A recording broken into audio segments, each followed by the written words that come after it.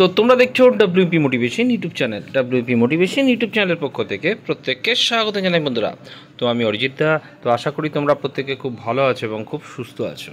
তো আজকে তোমাদের কী বিষয়ে ভিডিও করতে চলেছি, তোমরা টাইটেল এবং থাম্বনেল থেকেই অবগত হয়ে গেছো তোমাদের কী বিষয়ে কিন্তু আজকে ভিডিও করতে চলেছি। তো আজকে আমাদের বাঁকুড়া ডিস্ট্রিক্ট কোর্টের অর্থাৎ বাঁকুড়া জেলা আদালতের রেজাল্ট কবে প্রকাশিত হতে পারে তাই নিয়ে কিন্তু আজকে বিস্তারিত আলোচনা করতে চলেছি। তো ভিডিওটা তোমরা শেষ পর্যন্ত সঙ্গে থাকবে এবং অবশ্যই যদি খুব হেল্পফুল মনে হয় তাকে একটা করে লাইক করে দেওয়ার অনুরোধ রইল। তো এই বাঁকুড়া কোর্টের তোমাদের যে এক্সাম ডেট সেটা ইউটিউবে সবার প্রথম কিন্তু আমি আপডেট দিয়ে দিয়েছিলাম, চাইলে আমার পুরোনো ভিডিওতে কিন্তু দেখে নিতে পারো।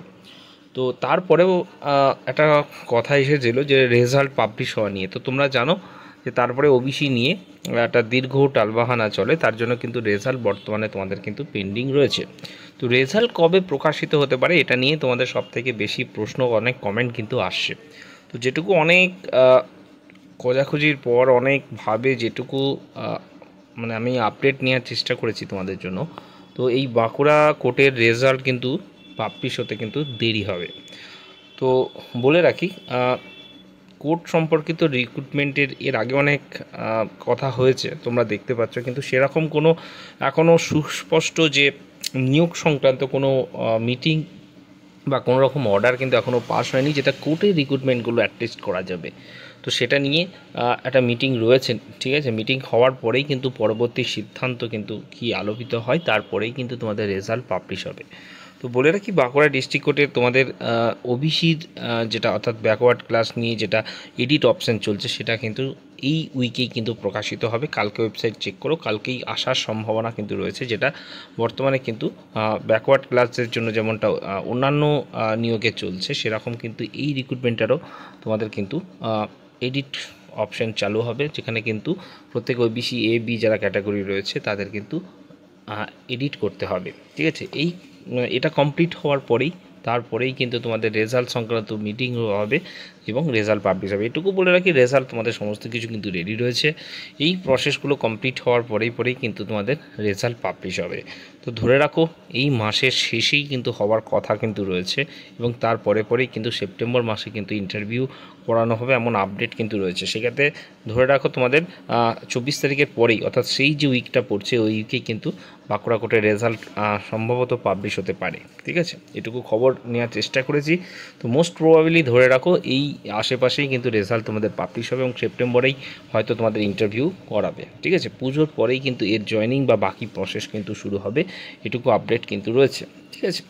এবার বলে রাখি তোমাদের এই যেহেতু এখনও মিটিংয়ের কথা যেটা প্রথমেই বলে রাখলাম, কারণ হচ্ছে তোমাদের অনেকগুলো রিক্রুটমেন্ট কিন্তু এইটার জন্য কিন্তু আটকে রয়েছে, ঠিক আছে। হুগলি ডিস্ট্রিক্টে রয়েছে তোমার প্রায় 40টার মতো ভ্যাকেন্সি রয়েছে, হাওড়াতেও রয়েছে প্রায় 70টার মতো ভ্যাকেন্সি রয়েছে, ঠিক আছে। মেদিনীপুর তারও কিন্তু ভ্যাকেন্সি পেন্ডিং রয়েছে। শুধুমাত্র একটাই কারণ, এই নিয়োগ সম্পর্কিত যখনই ওবিসি পুরোপুরি মিটে যাবে বা তার সম্পর্কিত আরও সুস্পষ্টভাবে কিন্তু আসবে, যখন অর্ডার আসবে যে নিয়োগ করা যাবে কোর্টের, তখনই কিন্তু এই নিয়োগগুলো সম্পর্কিত কিন্তু নোটিশ তোমরা কিন্তু পাবলিশ হয়ে যাবে।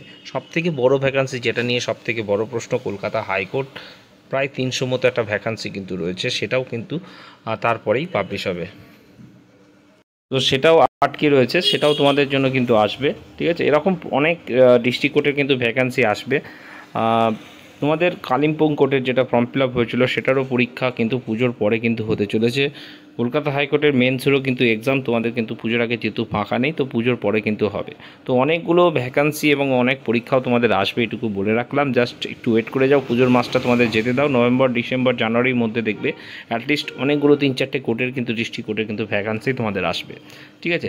তো অনেকে বলছে, অনেকে অনেক রকম কমেন্ট করছে। তো বলে রাখি, দেখো, যতদিন না ক্লিয়ার কাট কোনো রকম অর্ডার আসবে, কোনোভাবে কিন্তু রিক্রুটমেন্ট আসবে না, ঠিক আছে। আমার কথাই যে সব হয়ে যাবে এটা কিন্তু ভুল কথা।